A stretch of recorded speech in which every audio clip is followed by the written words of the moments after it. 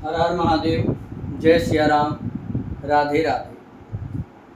जो लोग भी भक्त मेरे एस्ट्रोलॉजी की क्लास में हमसे जुड़े हुए हैं, सितारे आपके 9 इस चैनल से जो मुझे देख रहे हैं, आज आपको भावेश विषयक नियम बताने वाला हूं, जो किसी के भी जन्म पत्रिका में यह नियम लागू होगा और आप उसके अच्छा बुरा फल के बारे में जान सकते हैं। सर्वप्रथम जब कुंडली आपके सामने आती है तो विचारणीय बिंदु हमने बताए थे कि राशि, ग्रह और भाव, इन 3 का विश्लेषण कर लेना चाहिए। इन 3 का विश्लेषण करने के बाद भी कुछ महत्वपूर्ण बिंदु हैं, नियम हैं। टोटल मैं आपको आज यहाँ पर 5 नियम देने वाला हूँ। इसमें से पहला नियम देखिएगा, यह हमारा लग्न है तो लग्न से यानी प्रथम घर से 6वां, 8वां और 12वां घर यानी 6, 8 और 12, इन 3 घरों के स्वामी को छोड़ करके, फार्मूला समझिएगा, कंफ्यूजन नहीं होना चाहिए। 6, 8, 12 को छोड़ दीजिए, यानी इसमें जो संख्या लिखी है उस संख्या से जो राशि बनती है उसका जो स्वामी है उन ग्रहों को छोड़ देना। मैं उदाहरण दे के समझाता हूँ। मेष लगन की कुंडली है,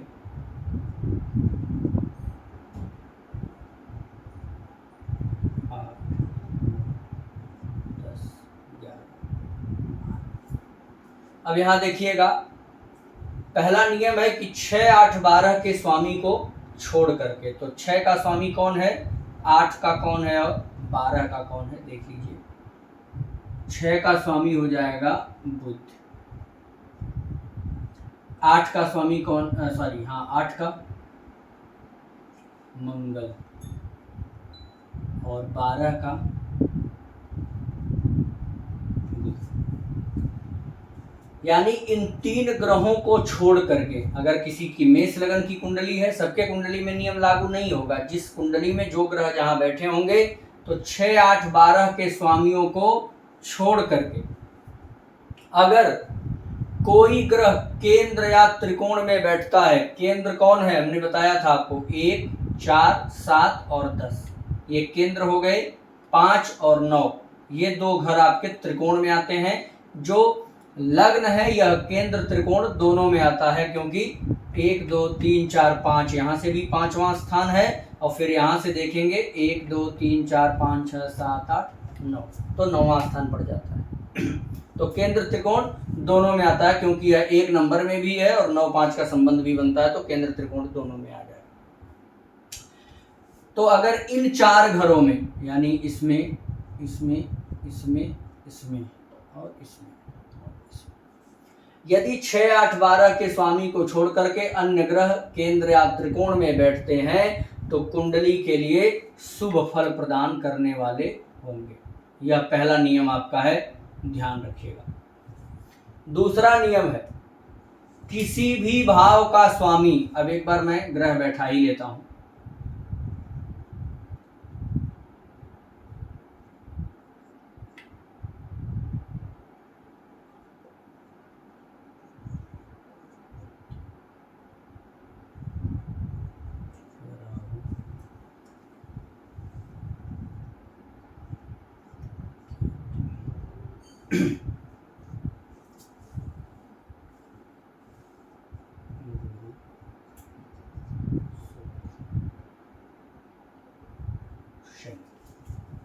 सभी ग्रह बैठ गए होंगे,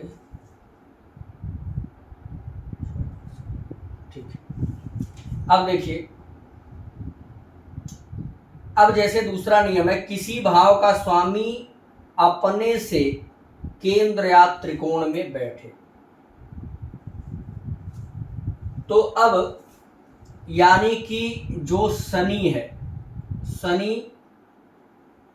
स्वामी कहाँ का है कुंडली में, एक तो 10 नंबर का और एक 11। तो अगर मान लीजिए शनि की 2 राशियां हैं, तो इसकी जो मूल त्रिकोण राशि है यह शनि को अति प्रिय है। तो अगर यहां से 1 2 3 1 2 3 4 5 अगर शनि यहाँ बैठता है तो ठीक नहीं है, लेकिन अगर 4 में बैठता है तो केंद्र बन गया। यानी केंद्र भाव आपके कौन है? केंद्र त्रिकोण 1 4 7 10 9 5, 1 4 7 10 9 और 5। यानी किसी घर का स्वामी उस स्थान से यदि यानी इतने घर के बाद बैठा हो, जैसे यहां पर मैं थोड़ा परिवर्तन करूंगा, यहाँ गुरु को बिठा देता हूँ और यहाँ शनि को। अब यहाँ पर देख लीजिए, मंगल को यहाँ ना बिठा करके हम यहाँ बिठाएं। अब मंगल स्वामी कहाँ का है? लग्न का। लग्न का स्वामी है और आकर के बैठा कहाँ? तृतीय भाव।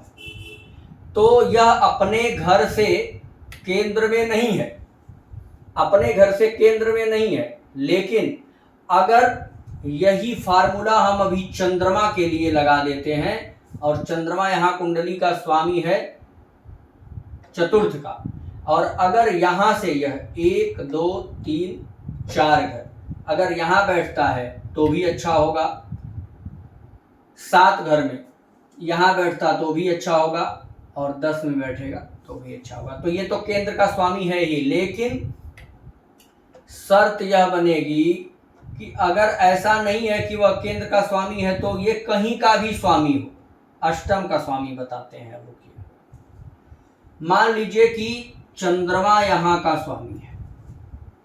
अब समझिएगा, चंद्रमा यहां का स्वामी है और यहां से बैठा कहां है? 1 4 7 10 9 5 में, कहीं भी बैठ जाए, 1 2 3 4 5। मान लीजिए यहां बैठ गया,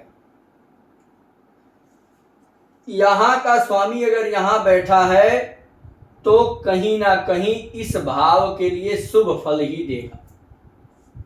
क्यों? क्योंकि अपने घर से वो केंद्र में पड़ रहा है। 1 2 3 4 5 ये त्रिकोण में पड़ा, 6 7 केंद्र में पड़ जाएगा, 8 9 फिर त्रिकोण, 10 फिर केंद्र। यानी यह समझिएगा कि किसी भी भाव का स्वामी यदि अपने घर से केंद्र या त्रिकोण में पड़े, ऐसा नहीं कि 1 4 7 10 वहां नहीं लागू होगा, वो जहां बैठा है वहां से ही चौथा घर केंद्र हो जाएगा, जहां बैठा है वहीं से ही 5वां घर त्रिकोण हो जाएगा, जहां बैठा वहीं से गिन देंगे तो अगला 9वां घर त्रिकोण बन जाएगा। ऐसा नहीं कि यहां बैठेगा तभी त्रिकोण होगा। ये फार्मूला भी आप याद रखिए, बहुत महत्वपूर्ण है। स्वगृही, यदि कोई ग्रह अपने ही घर में बैठा हो, जैसे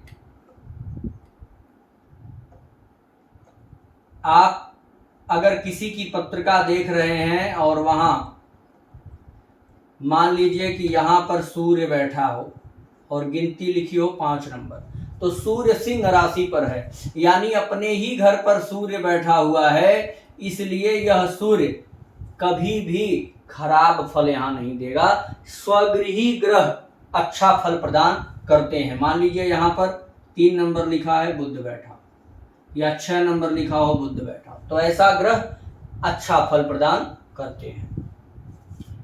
3 फार्मूला आप याद करिएगा। अगला फार्मूला आपका है, ये एकादश भाव है कुंडली का, सबके कुंडली में एकादश भाव यही रहेगा। तो हमेशा 11 नंबर का जो घर है, एकादश भाव में बैठा ग्रह हमेशा शुभ फल प्रदान करता है, चाहे वो कोई भी ग्रह हो। सभी एकादश भाव का बैठा हुआ ग्रह हमेशा शुभ फल प्रदान करता है। 4 फार्मूला आपको हमने दिया। 5वां, यदि कुंडली में पाप ग्रह किसी भी भाव का स्वामी हो, मान लीजिए यहां 10 नंबर है और शनि इसका स्वामी है, किसी भी भाव का स्वामी पाप ग्रह हो, लेकिन यह यहां का स्वामी शनि जाकर के तृतीय भाव में बैठ जाए, लग्न से तृतीय, 1 2 3, अपने स्थान से तृतीय नहीं, लग्न से तृतीय, यानी किसी भी भाव का स्वामी पाप ग्रह हो। यहां पर गुरु के साथ फार्मूला नहीं चलेगा, शुक्र के साथ, चंद्रमा के साथ नहीं चलेगा। किसी भी भाव का स्वामी यदि पाप ग्रह हो और वह लग्न से तृतीय भाव में बैठ जाए तो शुभ फल प्रदान करेगा, यह बात ध्यान रखिएगा। और यदि तृतीय भाव में कोई शुभ ग्रह बैठता है तो वह अच्छा फल नहीं दे पाएगा, उसका फल मध्यम होगा। लेकिन यदि कोई पाप ग्रह तृतीय में लग्न से बैठता है तो आपको शुभ फल प्रदान करेगा। यह 5 फार्मूला हमने आपको दिया है भावेश विषयक नियम। किसी की भी पत्रिका में यह नियम लागू करके आप फलादेश अच्छा कर सकते हैं। आगे आप अगर ज्योतिष सीखना चाहते हैं, अपनी जन्म पत्रिका बनवाना चाहते हैं या रत्न या रुद्राक्ष से संबंधित जानकारी चाहते हैं, दिए गए नंबर पर आप व्हाट्सएप करके जानकारी ले सकते हैं। जय श्री राम।